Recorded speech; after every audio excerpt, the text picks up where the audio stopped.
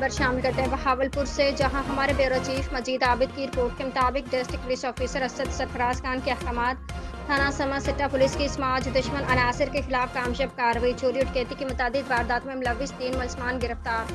75 लाख रुपए से जायद माल की चोरी और डकैती शुदा माल और नकद रकम बरामद। SHO थाना समा सिट्टा मोहम्मद अहमद चीमा ने स्पेशल टीम तश्कील दी।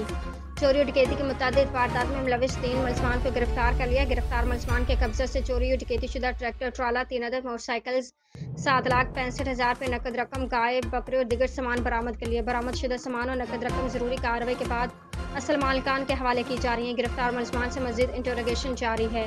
जल्द ही इस नेटवर्क में मुलविस दिगर मुलजमान को गिरफ्तार कर लिया जाएगा। जुर्म जैसा भी हो, कानून से किसी सूरत बच नहीं सकता।